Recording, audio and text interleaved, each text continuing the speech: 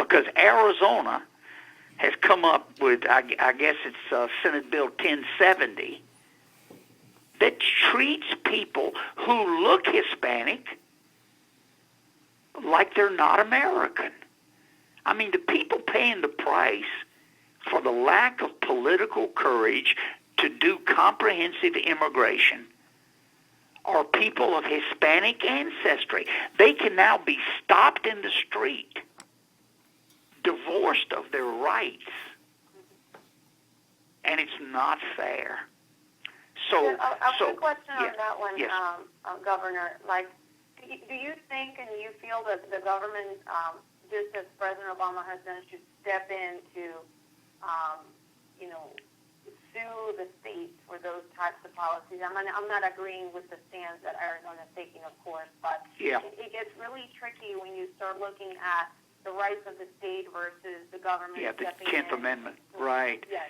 Well, I'm a constitutionalist, and the states have the right for law and order in their state. They also have the right to fine businesses who repeatedly violate and hire undocumented. The state has a lot of rights here, but immigration is constitutionally spelled out as the power of the federal government.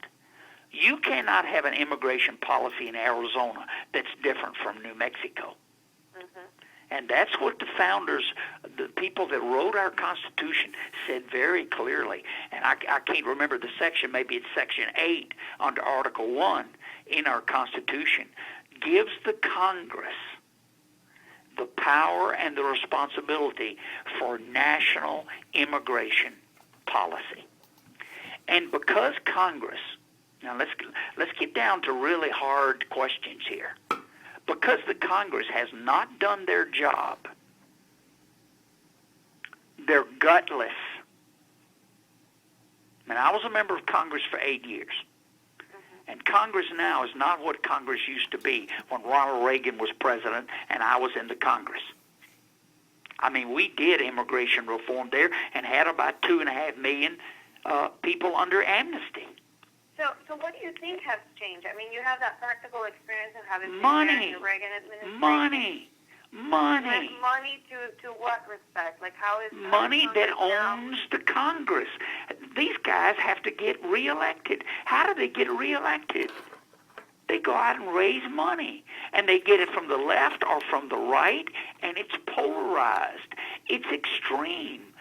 Buddy, my PAC will give you $5,000 if you vote against every comprehensive immigration reform. Or, buddy, I'll give you $5,000 if you say that we won't secure the border. You can't be for border security, buddy. If you stand with me on this issue, you get $5,000. And here's how these guys get elected. They go around and collect these single-issue monies, and they get locked into a certain position, and then they quit listening. Why would you listen, Lily, if you're bought? Look at bank reform. Now that affects every person in the Hispanic community. That affects every American. If you can't get a loan, if you're forced to sign documents where the truth is not told, we need bank reform. I'm a banker. And look at what happened. Too big to fail, still the law. Capital ratios don't go up as a bank gets to be in size. Glass-Steagall was not reimposed, which was started by Franklin Roosevelt in 1932 and saved American banking. Now, look, all of these things, none of these things were done in banking reform, and the president goes to Wall Street and raises hundreds of millions of dollars from the banks.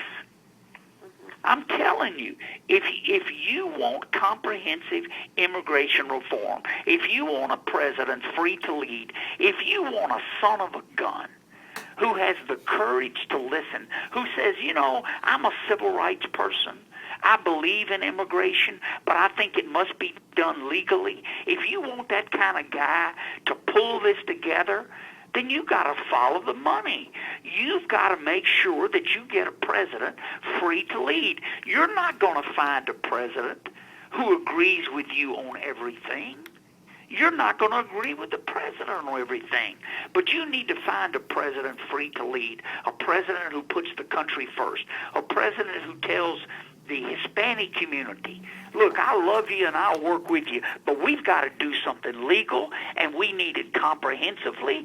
And while we do that, my first priority is creating jobs.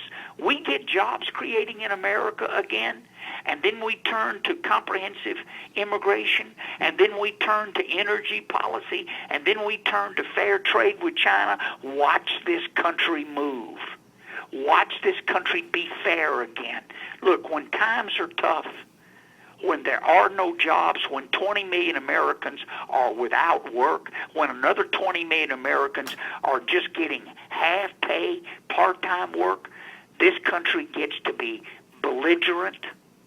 It can get to be nasty. I understand that. People are afraid. So a president has to be free to work with both parties. Look, I used to be a Democrat when I was in Congress. I changed parties and became a Republican as governor. I'm the only guy running who's been in both parties for 20 years. I can't do it alone as a Republican. I will bring Democrats into my administration. I will reach across party lines. We will build an America of opportunity, a place where immigration is a force, but it must be done legally. And the only way to get it done is comprehensively. Not just one little simple bill, but a process of listening, learning, and standing on the law. The people getting hurt the worst today are American citizens of a Hispanic descendancy who can be stopped on the street for no reason except how they look. It's not right. It's un-American. But it's a reaction to a system that's broken. So talking about that,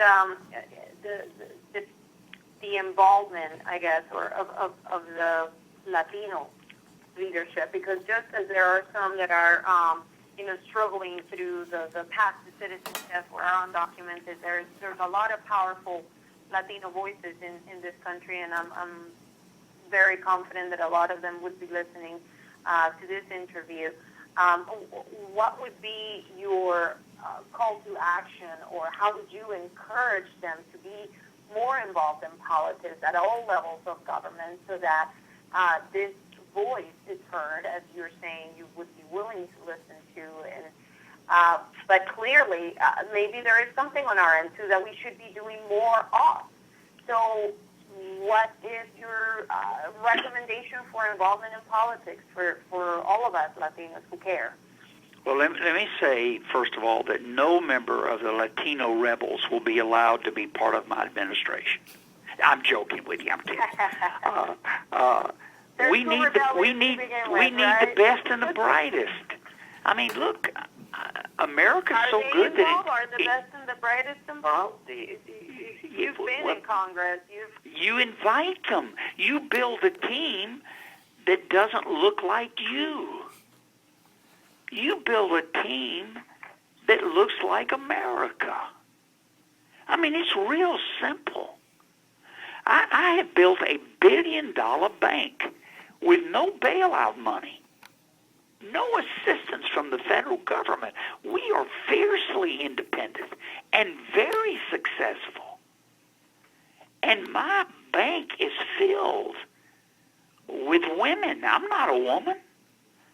My bank is filled with Hispanics, Creoles, Cajuns, African Americans. I'm none of these things. But it's good business to have a team. Why do you think that is not happening in Washington? Where is the gap? How do we start filling that gap? Because Washington is run by people with money.